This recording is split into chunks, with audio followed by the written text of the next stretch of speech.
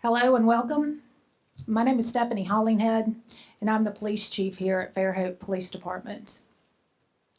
On behalf of the department, we're happy to be able to host this community event to discuss the new gun carry law that went into effect on January 1st of this year for the state of Alabama.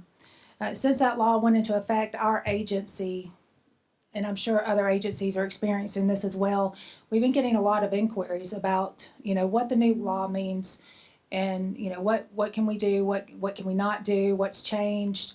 And that's what we're hoping to accomplish here tonight, is to answer any questions that y'all may have pertaining to any of the changes. And we just felt like this, with the questions that were coming into our agency, we felt like this was the perfect opportunity for us to reach out to our community and be able to pass on that information so that we were all on the same page. So before I get started, I do want to make a few introductions.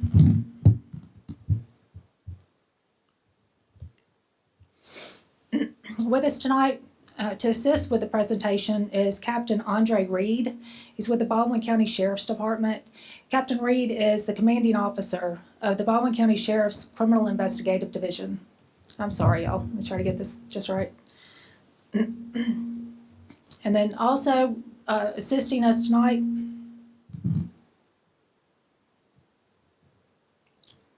is Patrick Doggett.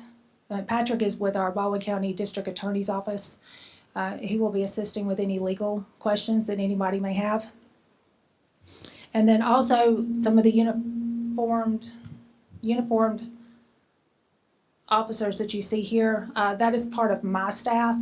We have Captain John Hamrick, Lieutenant David Hall, Lieutenant Shane Nolte, and then our community outreach, which is Sherry Schwartz.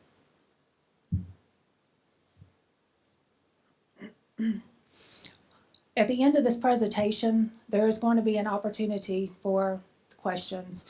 We ask that everybody please hold their questions until the very end, and then we're going to have you come up to the microphone and ask those questions at that time. So we please just ask that y'all refrain from your questions during the presentation and just wait till the very end. So at this time, I'm going to go ahead and turn the floor over to Andre Reed, Captain Reed with the Baldwin County Sheriff's Department.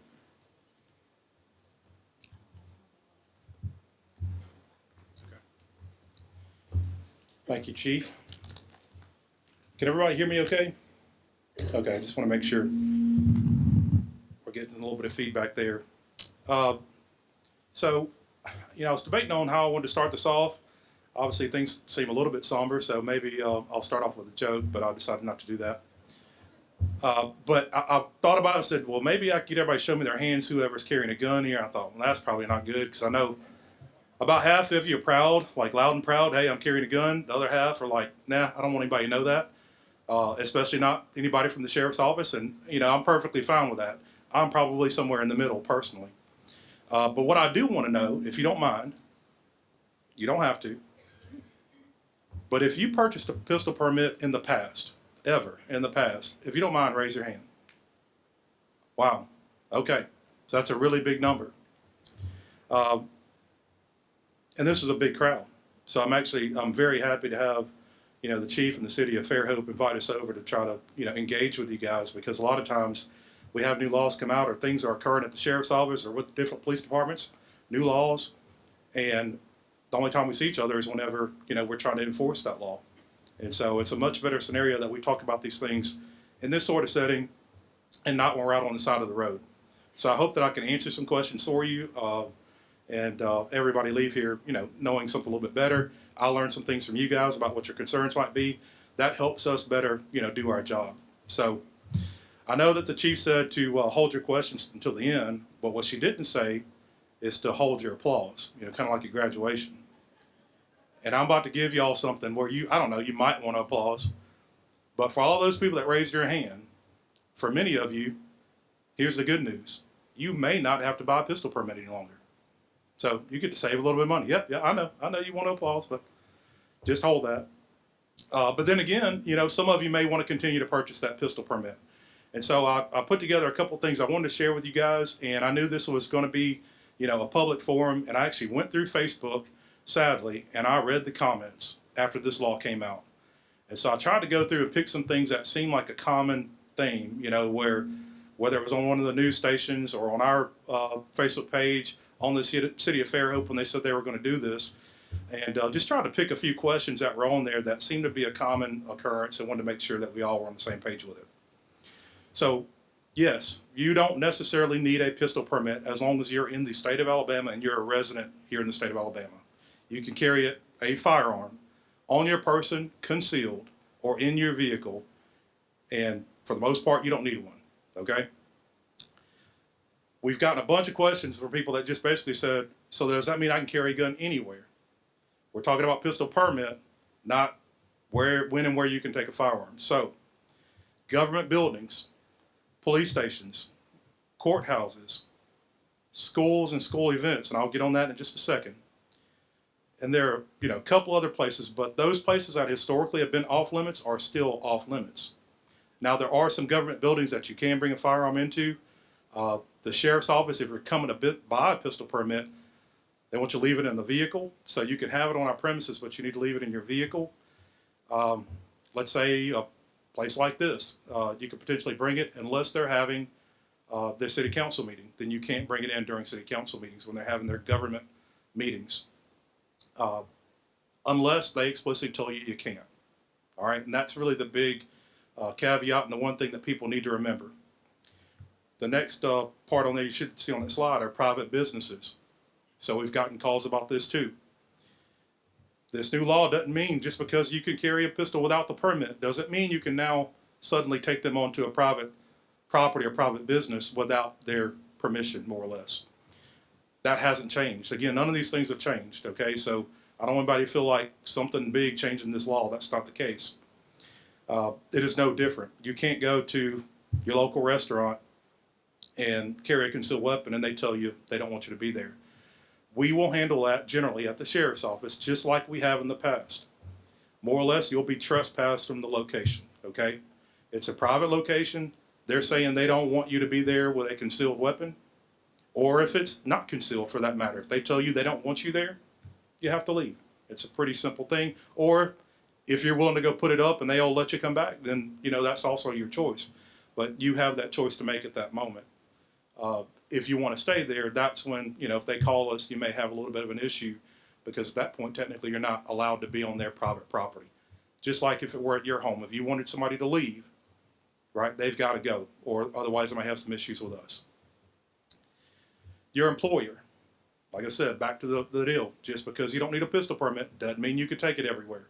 Your employer still has the ability to limit when and where you can bring that firearm. The law did change in that you can potentially bring your firearm and leave it in your vehicle on on your premises wherever you may work, but doesn't mean you can bring it inside the building unless they allow you to do so. So make sure you keep those things in mind. I know we're going to keep the questions till the end, but I did want to point this out about schools because I saw several comments, again, on Facebook, but I want to try to, this is more or less a public forum. This is a crowdsourced meeting. I wanted to see what you guys wanted to know, and I'll try to answer it. I'm not going to shy away from that, but one of the issues was whether or not you could take it onto a school premises. And there's one law in the state of Alabama that says that you can carry a firearm onto school property as long as you're not going there to do a violent act. However, in Baldwin County, they passed, their own rule several years ago saying that you cannot bring a firearm on school property, school events, and whatnot. So back to that private property issue, if they're telling you you can't bring it there, then you can't be there armed, all right? Churches, this is another one that kept coming up. We got several calls. It wasn't just to the city of Fairhope. Every other police department was fielding calls from people wondering, when and where they could carry a firearm. Churches will be the same way like private property. If it's a small church, you may want to talk to your pastor or whoever and make sure that they're okay with what you're doing.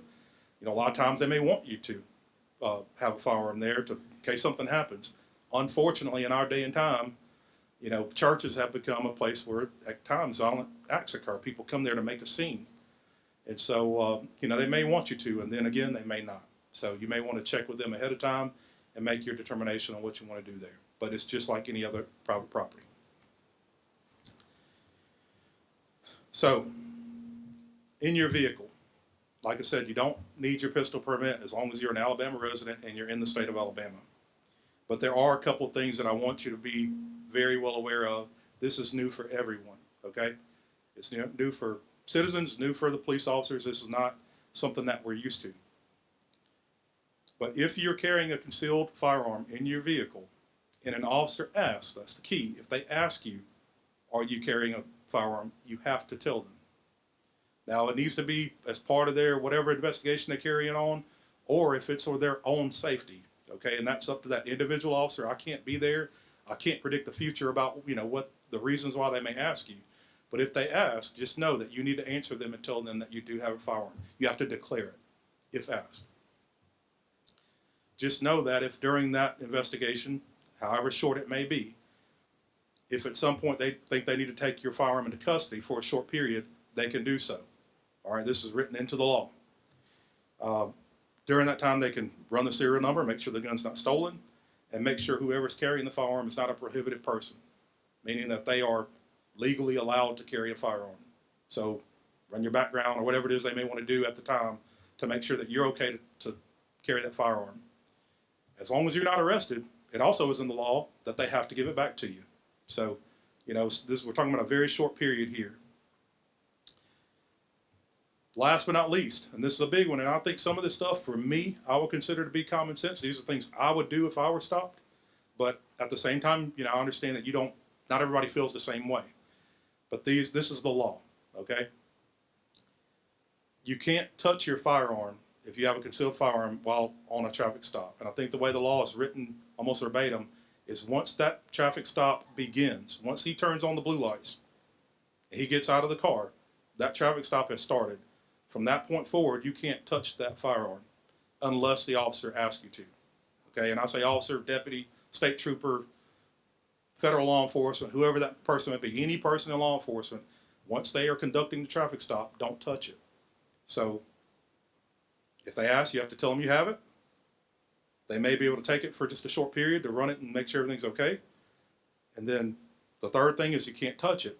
If you violate any of those three things, you could potentially be charged with a Class A misdemeanor. So just know that that is within the law. So just be very careful. Make sure you understand that. That is new, okay? And lastly, I want to add that, because we've gotten this, all right, you don't need a pistol permit at all, or you can't buy one, that they don't even exist anymore. That's not true. You can still purchase a pistol permit. Some of you, a lot of you raised your hand. I was actually kind of surprised by that, to be honest with you. But if you were purchasing one before, whatever your reasons may have been, I don't know. But in particular, if you travel out of state, if you ever go over to Pensacola, in particular, Louisiana is another state that still requires a pistol permit at this time. Those are reciprocal states, meaning if you are a resident in Alabama, you have to get a pistol permit here. And if you go to those states, if you travel over there and you're found to be in possession of a firearm, you're okay as long as you have the pistol permit. If you don't, in Florida in particular, it's a felony. So be very careful about not having a pistol permit if you decide to go out of state. I'm not trying to advocate, and that's what everybody wants to get on social media and complain and say we're forcing you to get. I'm not telling you to get a pistol permit. Just don't take your gun over there. I mean, that's your choice to make. Now, if it were me, I guess I believe in defending myself and other people. So if I'm going to carry a firearm, well, especially when I'm traveling, that's when I want to take it. But nonetheless, you have that decision to make: either A, purchase a pistol permit here so you can go out of state, or decide to leave your gun at home and don't take it to the other state. So just know that they are still available. We can answer these questions later. I'll give you the fee amount, but just real quick, it's $25 for our 1 year, $125 for a 5 year, and something that's new that was started last year, you can purchase a lifetime pistol permit. It's $300 if you're under the age of 60. If you're over, it's half of that, $150. So for the most part, that's what I really wanted to talk to you guys about. I know that you'll probably have some more questions for me specifically and what we're doing at the Sheriff's Office with pistol permits. If you think about it, maybe jot it down, and I'll I don't mind answering any questions here at the end of the presentation. So I appreciate you guys.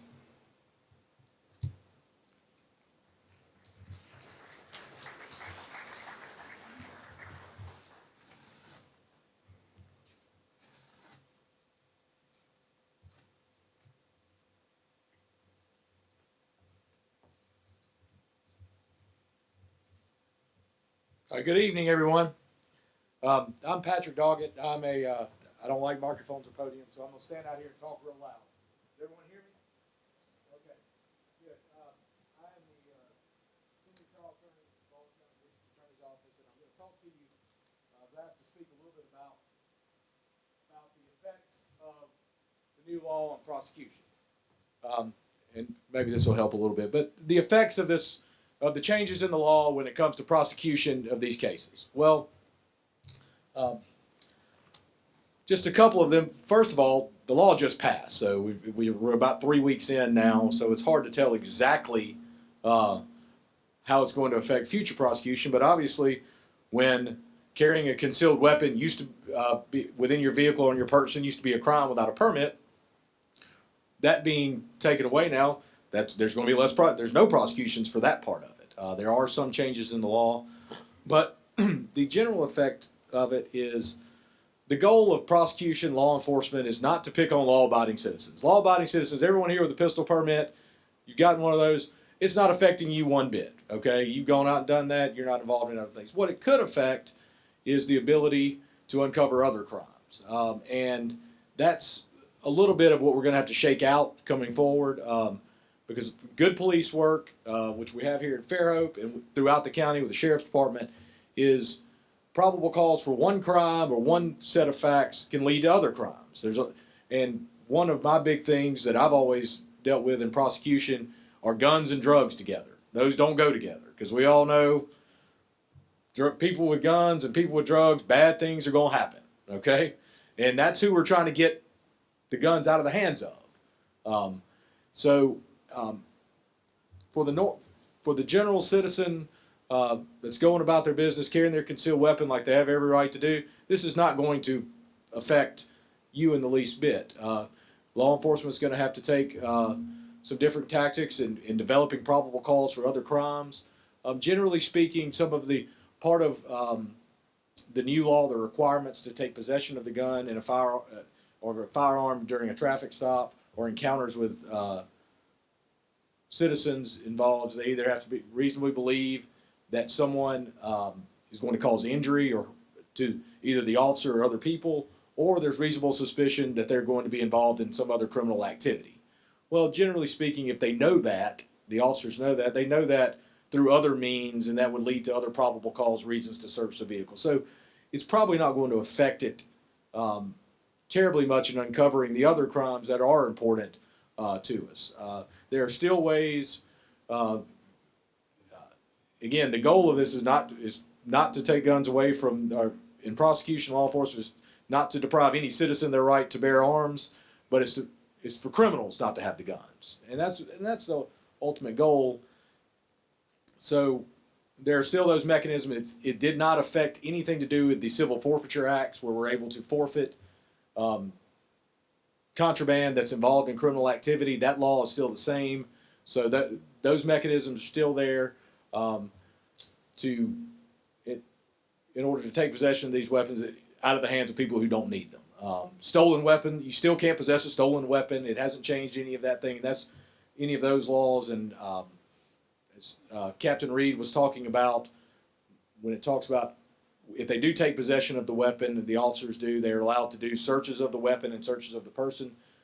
It's background to see if they're prohibited from possessing those firearms. That includes a search of the weapon, too, to determine whether it's a stolen weapon or not when they come in contact with it. So a couple of the changes in the law, one of the things about the relationship between employers and employees, about being able to bring your weapon to your, at least keep it in your vehicle while you're at work, not necessarily in your place of employment, but where you work at.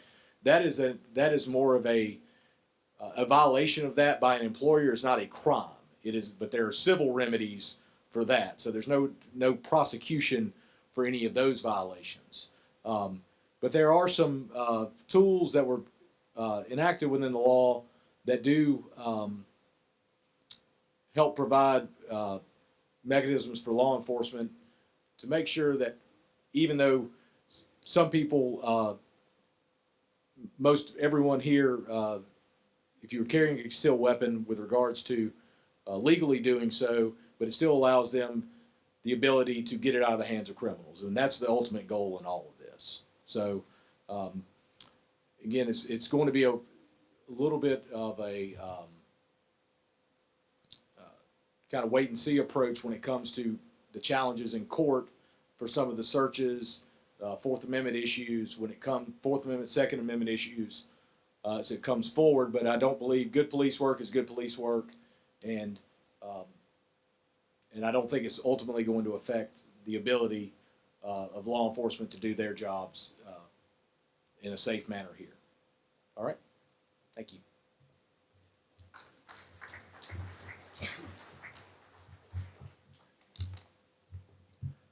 Good evening. I'm Damian Rehorn. I'm a corporal with the Fairhope Police Department. I'm the training officer. It's good to see so much of our community come out to this. We appreciate that. We want to be out here and hear what you got to say and hear what questions you have. So, yeah, that's going to do that at me. So in just a moment, we're going to have you come up to the microphone, if you will, line up, and you can ask questions of the chief or the captain or Mr. Doggett. But before we do that, if we're going to be here tonight talking about guns, we didn't want to miss an opportunity to talk about a little bit of gun safety stuff. So gun safety, the foremost rules are guns always loaded. Treat it as always loaded. Keep your finger off the trigger, and don't point it at anything you don't intend to shoot. Those are. I think everybody understands those rules. This is South Alabama. Most of us have been around guns our whole lives, and we know that. But we want to cover a couple of other things that don't seem to be as widely known. The first thing I want to say, and I want to say it twice: don't leave your guns in your cars. Don't leave your guns in your cars. Don't. Lock your car doors, even though you're not leaving your guns in your cars, but don't leave them in there.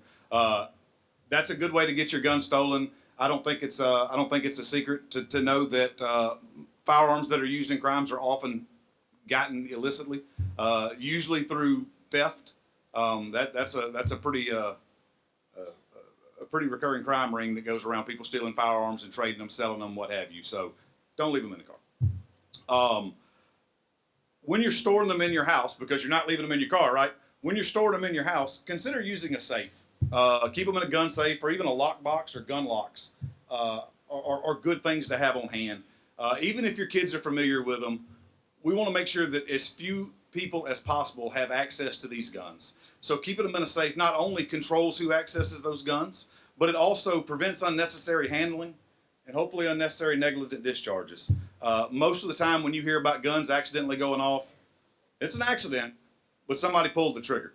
Okay, so if we can keep them in with gun locks, if we can keep them in lock boxes, if we keep them in safes, that limits the amount of times that we're handling them in passing situations and possibly pulling the trigger and having a negligent discharge. When you do carry, most people are either going to carry on their person in a bag, purse, or in a car, right? So if you're carrying in your car, again, don't leave it in the car. But understand that a gun is not a standalone accessory, okay? You need a holster. You need something to secure this weapon. So there's many commercially available items to have your firearm in your car. Just because you can buy it doesn't mean it's a good idea. So I would research these things and see what is the most practical. What secures that weapon and keeps it from falling? What secures that weapon where it's not going to be knocked off when I'm driving or move my knee? How can I place that weapon in my car where I'm not going to reach down and grab it and accidentally stick my finger in the trigger well and squeeze off a round inside my car? So pay attention to those things. The same thing in a purse. If you're going to carry a weapon in a purse, it still needs to be in some type of holster. Something needs to protect that weapon. Something needs to protect and prevent from your finger or some other object going inside that trigger well when you go to retrieve it and pulling the trigger. So even if it's in your purse, even if it's in your glove box, let's have that gun in something to protect it. Let's put that firearm inside of a holster of some type. If you're going to carry on your person, I see many different ways that people do it. That's up to you. There's a lot of good holster systems out there, but I would make sure that it's something that's well made, something that Kydex is a common material now, or even leather. Something that keeps that firearm close to your body so that you maintain positive control of it. Something that, again, covers that trigger housing so you can't accidentally get your finger in there and squeeze a round off and have a negligent discharge. So take care as you carry your weapon, as you store your weapon, to think about these things and think about how you can best prevent someone getting your weapon that shouldn't have it, to protect yourself from being a victim of a burglar to take that weapon, or to protect yourself from accidentally, firing off a weapon when you don't intend to and hurting yourself or someone else. When you make all those considerations and you take all those safety precautions, the last thing that we need to do is we need to train on it. If you have that weapon and the only time you ever move it is when you go in your safe to get something else out of it, it's not going to be a lot of good to you. Train on that weapon. Find someone who trains firearms. Not your uncle that you've been hunting with all your life. He may well know firearms, but let's find somebody that knows firearms and firearm safety and can train you on that. In the back of the room, you'll see a table back there. She's a Pistol. That's a group that does firearm training in this area. If you go back there and talk to Miss Melissa or Miss Katie, they've got a lot of resources for you. Also on the table back there, the Fairhope Police Department we have gun locks. We want you to be safe in your homes. If you need a gun lock, if you want a gun lock to secure your pistol in your home, please go get one and secure your pistol. That being said, just a little bit of safety. We didn't want to miss an opportunity to talk about it. If anybody has any questions for the captain, the chief, or Mr. Doggett, if you'll line up behind the microphone, make sure you speak into the microphone. That way everybody can hear you. And we'll start taking questions. Captain Reed. Yes, sir.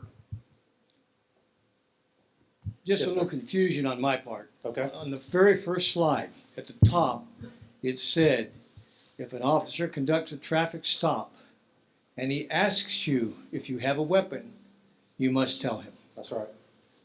On the very last slide, the bottom line said, it's a violation, a criminal violation, if you don't tell the officer you have a gun. Now I'm a little confused here. The officer stops me, he comes up to the car. This kind of sounds like I need to tell him whether he asks me or not. So clarify that, please. On that last line, that just means if the officer asks you and you don't tell him, then you have committed the crime. That's correct. Okay, if he does not ask you and you don't tell him, you have not committed a crime. That's correct. Okay, thank you. You got it. And I'll say this too. I didn't get your name, but I actually brought a copy of the law, just like the actual House bill. And that way, if anybody wants to go through it, word for word, I'll find exactly where it's in there and make sure that if there's something you don't understand, that's exactly why we're here. We'd rather everybody understand it now. Me too, right? And when I say me, I'm not out there making traffic stops all the time. Really, our guys need to understand, and girls need to understand what they're doing. But you got it right. It needs to be a reason, okay? If they're asking you, it's probably for a reason. If they ask you, then yes, you need to tell them. Now, how would they end up finding one after the fact? If they're not searching your car, I guess it would never be an issue, would it? But if something ends up happening where they find that gun and they ask you and you didn't tell them, yeah, now you have a problem. Yes, sir. Did that make sense to everybody? Okay, good. I've got a question about if you're traveling. There's a number of states that don't recognize Alabama's pistol concealed carry permit. Yes, sir. How do you deal with that if you're traveling through one of those states? What we always advise people is, sadly, you have to almost get online now, and if you know where you're going, and see what their laws are. Some of them only require you to then put the gun into some locked area, so you can put it in your glove box, maybe the trunk. I've literally, back in the day, like when I actually used to do real police work, been out on an interstate and see somebody stopping to do something. Oh, I'm getting my gun out. When I went through a couple states ago, I put my gun in the trunk and I forgot, and I wanted to get it back out. Okay, no problem. So unfortunately, end up having to research for each state. Most of them right here in the southeast, you're good. I looked at the map the other day. Right off the top of my head, I remember North Carolina stands out as one of the states that also it's a criminal charge if you don't have a pistol permit. And I want to say it was either Virginia or one of the states right in there. where it's not a reciprocal state. But most, like Tennessee, South Carolina, okay, Tennessee, Florida, Mississippi, Louisiana, you're good to travel in all those states for sure. But unfortunately, I have to check online. I can check for you, and I can give y'all the list if you need it, or I don't know if we have a computer, if we could even put it up there at some point, just to make sure everybody knows where they can go. Thank you. Yes, sir. Thank you. Hi. Yes, sir. I got a couple of questions. Number one, do you all have any statistics as to how many people who have a gun have had training on using that gun and the laws that apply to the guns? Y'all have any No, sir. stats on that? I don't. Okay, We don't keep up with that. I would say anecdotally, it's pretty low. pretty low. So you got a whole bunch of people that have a gun that are able to carry it in the car or carry it on their person. They don't have to have a permit. And you don't know how many of them actually know how to handle a firearm. That's correct. Okay. So that's not your problem, that's those people in Montgomery. Second question. You say you can't take a firearm in a school, right? That's correct. You cannot. I understand government buildings, or some government buildings anyway. But let's talk about schools. So where have a lot of the mass killings been? Specifically, schools stand out the most. I guess they happen Right, right, anywhere. your We've had schools. them at movie theaters. We've had them at schools And for so, sure. is it a law in Alabama for the schools to lock their doors once the children are inside? I don't think it's a law. That's their policy. They have policies in place on how to handle a school shooting or really any other incident that might be a public safety risk inside the school. And part of that is locking down. Okay. And so, in regard to these stops, rest stops on the highway, I noticed that they all have a sign out there that says no firearms allowed. Is that correct? That I don't know. I haven't been out to the rest area in a while. Okay. Well, do you think a criminal's going to pay attention to that wants to kill someone? No. No. Okay. All right. So we don't have any laws about the schools having to lock their doors, and a person that supposedly, like the people here who are responsible citizens, can't walk into the school with a gun, and in that case, when a person is in there to kill some of his fellow students, there's no help, immediate help, unless of course they've hired a police force there, right? That's right.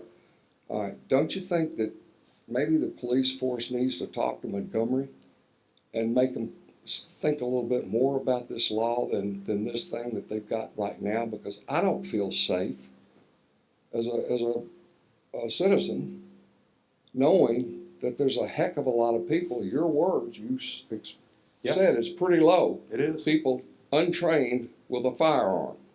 Now, I came from Tennessee, and when we had to get a permit, we had to go to a class. We spent the half of the class learning about the laws, and the other half about how to shoot. Mhm. And if you couldn't hit the target, you didn't pass. You didn't get a thing. And at Right. one time, Tennessee did not recognize Alabama because of that Alabama reason. never had those. That's right. So I don't know why they changed, but maybe somebody needs to talk to them too. But anyway, my point is this.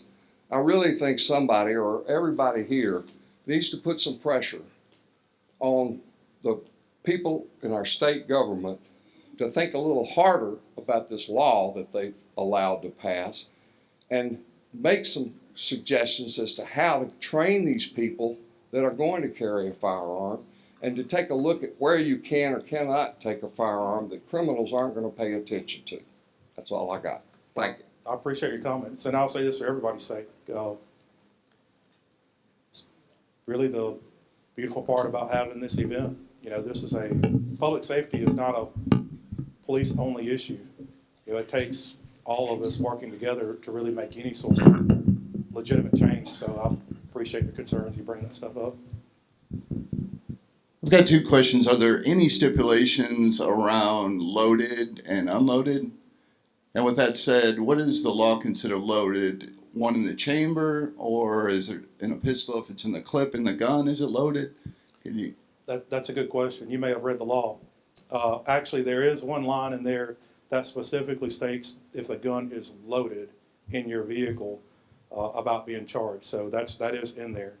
They did not give any direction when they wrote the law. Again, I have a copy here. I've read it, I don't know, 100 times in the last week or two, simply because I knew I'd be up here probably answering some questions, and Patrick may have some input on that. I'm not sure, but there is one line in there about it being loaded. It does not specifically say if it's just the magazine is loaded. If there's one in the chamber and a magazine, it didn't give any direction on that. Like with any new law, I'd imagine there may be some amendments over time, just like sometimes the wheels of justice, and rightfully so. Sometimes we produce new laws. It's taken a while to get here where we have permitless carry. They've been working on this for about 10 years, I think, and finally it's gotten here. Sometimes it's a good thing when we change the law that it takes that long, because we do need to make sure we're covering our bases. I'm not going to say they missed something because I don't know exactly that. Maybe they intended it to be that way. I don't know. It would be nice if we had a little more direction on that. I would tend to believe that most any officer, if it were me, we're going to go based on what an average person believes to be loaded. If you have any ammunition in that gun, I consider it to be loaded. Most people agree with that? Yeah. All right. So Well, most people agree, like that's kind of the standard. Just know, for everybody's sake, that's the standard for law enforcement. Kind of if most of the people in this room agree with that, that's the standard for us. Okay, great, thanks. Thank you. Oh, one other question around restaurants. It's a private property. If you're entering that restaurant with a gun, are you breaking the law, or do they have to ask you to leave? And if you don't leave, then you would be breaking the law. If it is posted, okay, then I would take that as my warning. And again, you're starting to split hairs here, and we hate to look at it where one officer thinks one thing and the other one thinks another. Generally speaking, if it's posted and they're saying they don't want a firearm there, don't take your firearm in there. It's just that simple. I would take it that way, okay? It's like your girlfriend breaks up with you. She don't want to be with you. We're done. All right, it's no different to me. The sign's up there. They're saying don't bring a gun in. Don't bring a gun. And if you do, then you obviously open yourself up to some legal issues. Not saying you're going to be arrested on the spot. The officer may come up there and say, hey, man, they're asking you to leave. But unless you just want to cause a scene, and I know nobody in here wants to cause a scene, then just don't take your gun in. Thanks. Thank you.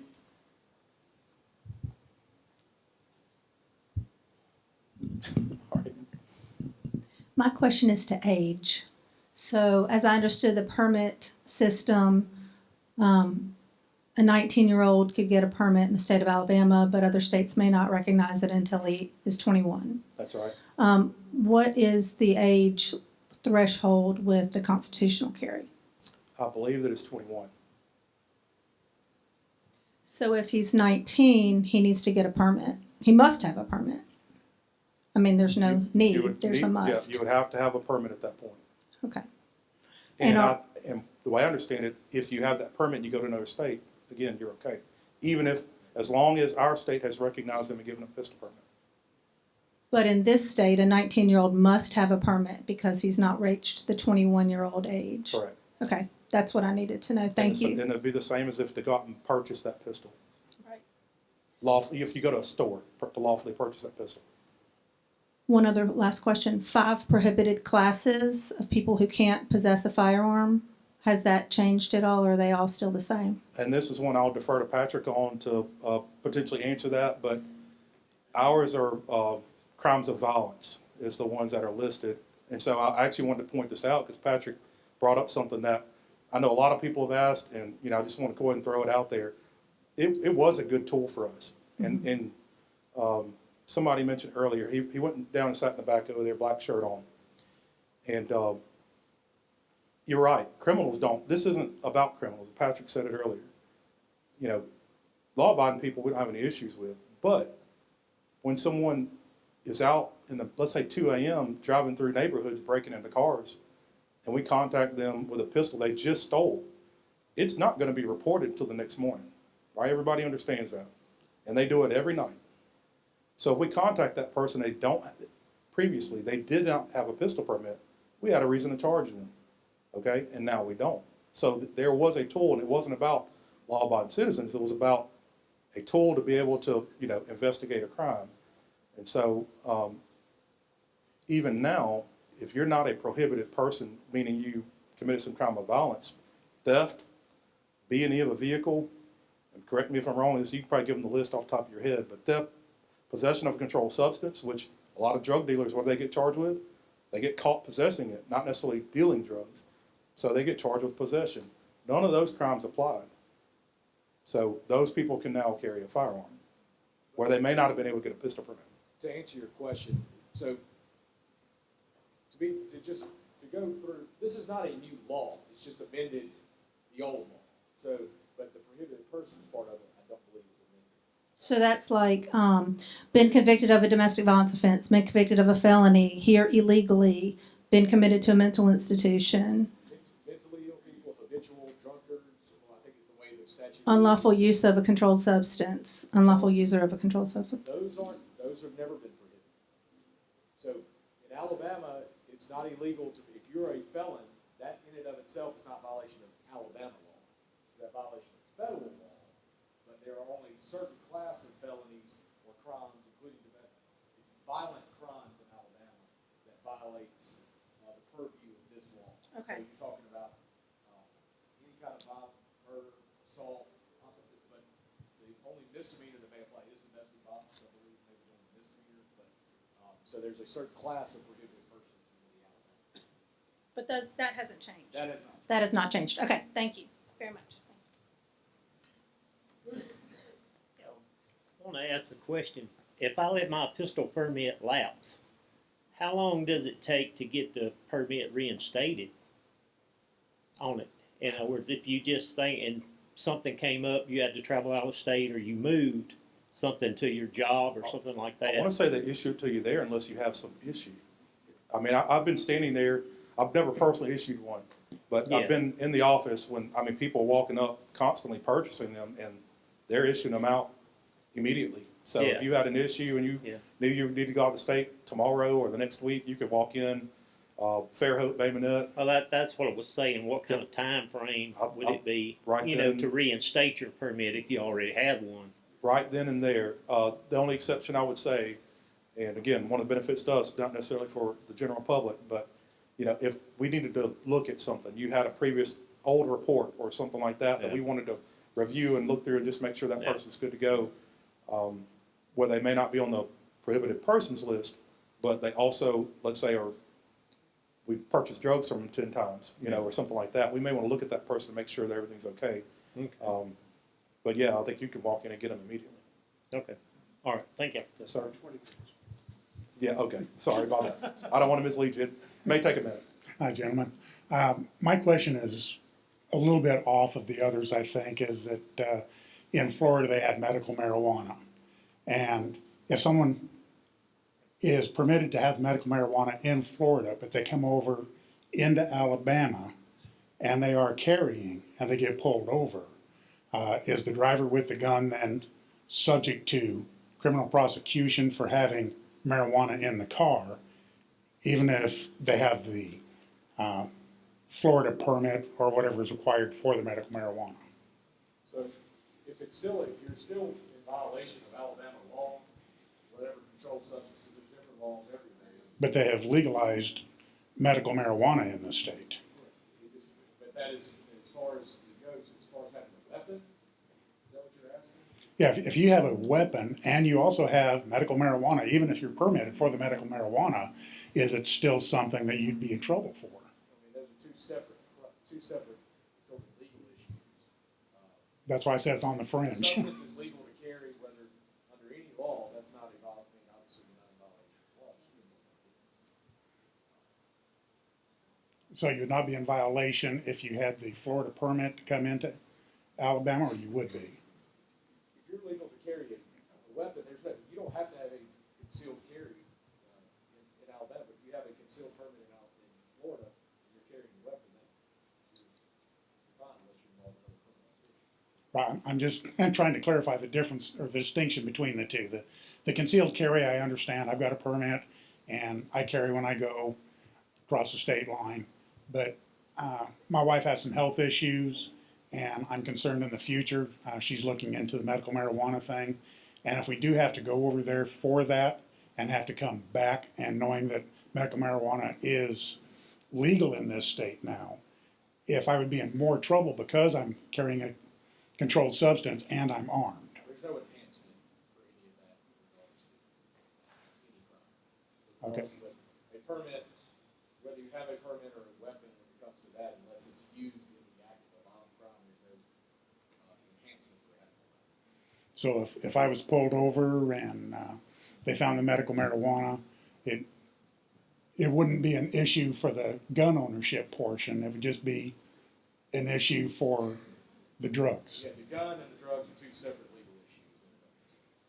Those are two separate legal issues. I can't, it all depends on the situation and how it's encountered.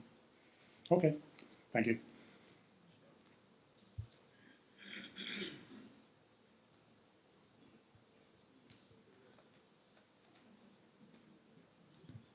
Hi, I'm Erica Thomas. I'm with 1819 News. And I was going to wait and ask y'all this after, but I think it might be a question that could be clarified for everybody.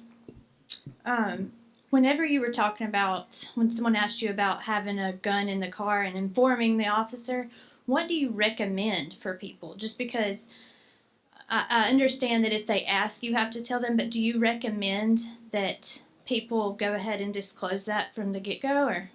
Absolutely. And that's what I said. I didn't really get on this earlier when I was talking. That's a personal thing, okay? So I'm not going to say that that's something that you have to do or anything like that. So I don't want anybody to misquote me or take it that way. I drove through a checkpoint the troopers are doing 2 weeks ago. If I get contacted by law enforcement, and I carry my gun everywhere also, when I'm off duty, whatever, and I was off duty, that was the first thing I told them. Told them who I was, and hey, I have a pistol in my car. When I say who I was, told them my name, and say I have a pistol in the car. Okay.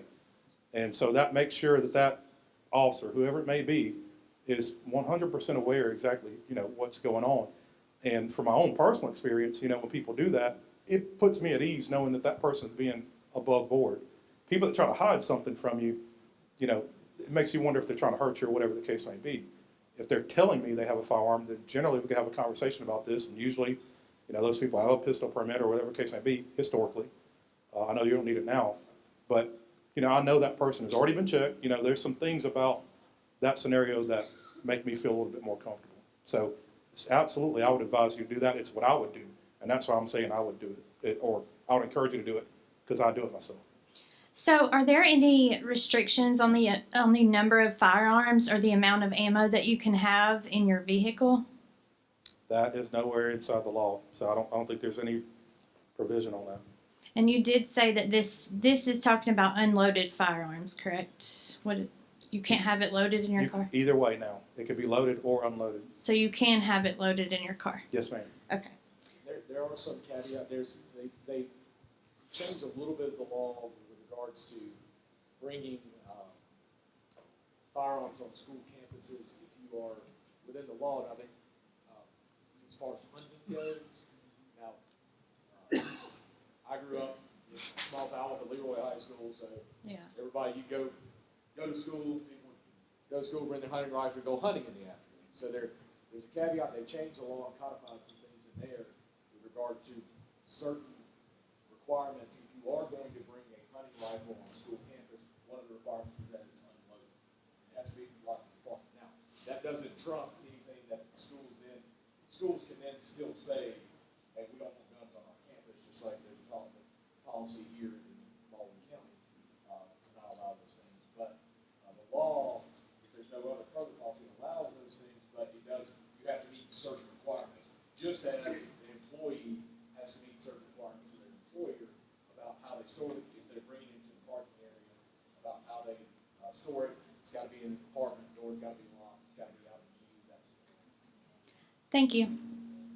If I remember right on that one, hunting season has to be in. You can't say you're going hunting and it's not hunting season. That is. And you have to have a current hunting license for that particular game that's open. So there's a couple of things with that.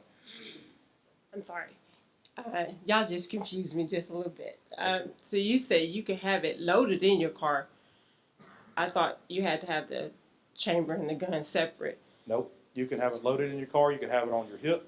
You can have it in the glove box, in the console. You can have it in your vehicle, on your person. So you can have it loaded. Can Yes, you have a ma'am. round in the chamber? Yes, ma'am. That hasn't changed. That's not a change in the law whatsoever. Okay. So we're talking about conceal. Can you have it Conceal. open carry too? Either way. Oh well. Okay. Yep. The only thing that we were saying earlier that we were talking about is that if an officer asks you, you just need to let them know that you have it. Yep, but you can have it loaded. In fact, I mean, if you got a gun, you need to have it loaded, right? You're trying to, yep, There's a reason I say that because if you lawfully have a gun. If you lawfully have a gun, you need to have it loaded. yeah, but my son got stopped maybe about a year or two ago, but he couldn't have the chamber together. They had to be totally separate. Now you're saying you can have them together and you can have it loaded. You can. Okay, and he won't get in trouble. You should not. I think a gentleman had earlier had alluded to just the kind of the moral decay of society. So now that we have all these people that are going to be able to have a firearm in their car, for those that want to be as legal as they can, would the court be friendlier to, if there was a situation, would the court be friendlier in the instance where someone had a permit, whether it be a 5, 10, or a lifetime, versus maybe someone that does not even have a permit, that just is carrying a firearm? Do y'all understand what I'm asking there? I mean, obviously, if you're asking the court to be friendlier, there would have to be some other violation of law in order to get to it. Right. Because the weapon itself is not a just Correct. having a weapon. Now, if you're dealing with, a person that's prosecuted, I don't care if you got a permit, you got a stolen gun, you got a stolen gun. So permit doesn't really matter for me on that, in that particular situation. But, I think it would just depend on what the violation of the law is. I don't know. That's kind of a hard hypothetical. Maybe possibly like a life-threatening situation, and someone is forced to take self-defense because they feel threatened. Is it in the public's best interest now, a law-abiding citizen, to to make sure that their permit is up to date, rather than, well, now I don't have to have one, I can save $25. Sure. Yeah, in that regards, as in the court of law. I'm going to just say no. I don't think it'll make any difference, okay? And even at our level at charging or deciding to arrest or anything like that, that would make any difference. So back to what that gentleman was saying earlier, we don't, okay? So this is like one of those suppositions or if type deals. If the state of Alabama had something where you had to be trained when you got your pistol permit, then at least from a personal defense standpoint, yeah, you could probably lean on that and say, hey, I had training, and but without that, I don't know that having the pistol permit or not really changes whether we decide on if a criminal act has occurred. Okay. All right, appreciate it. All right.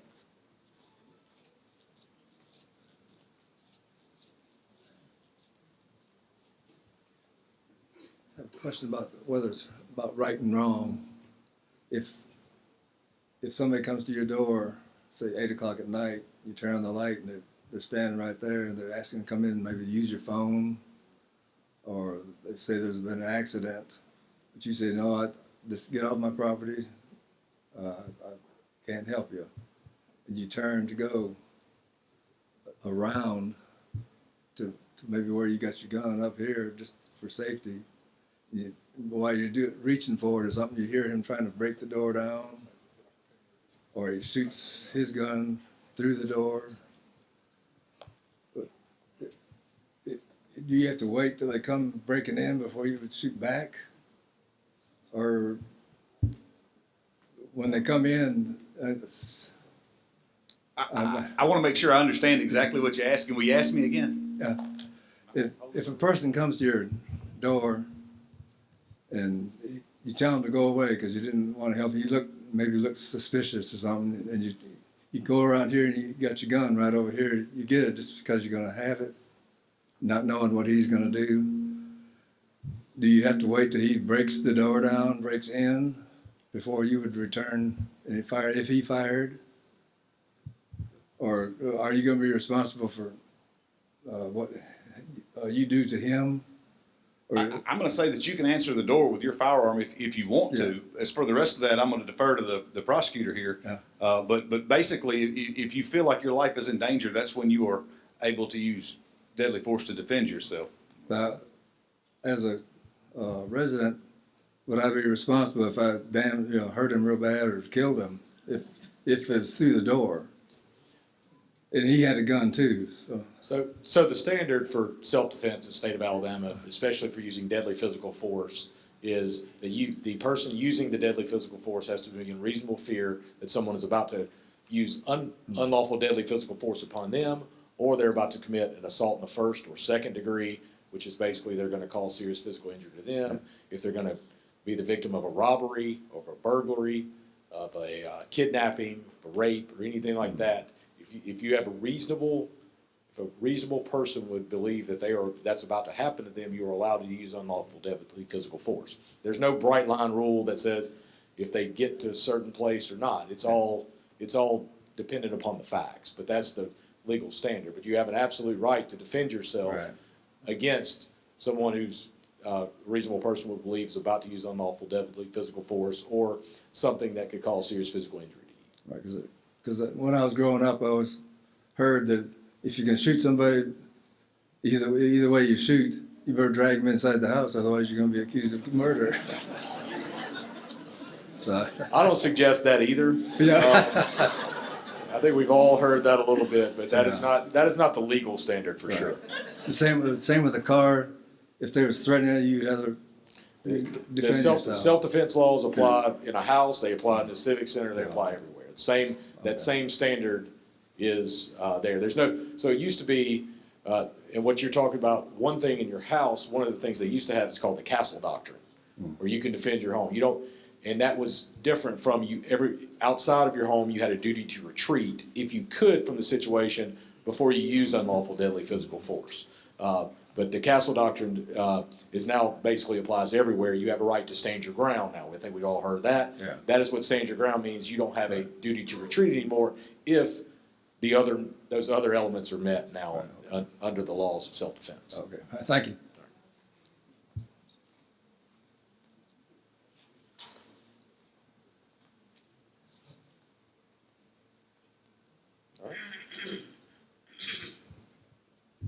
Any more questions? No? I think we had a really good discussion. I think we had a lot of good questions that came out of this. We're gonna be hanging out a little bit longer. If y'all have got any other questions or anything that y'all would like to ask, we'll just kind of mingle around before you leave. And I just wanna say thank you for all of you for showing interest and being here and being a part of this. So thank you.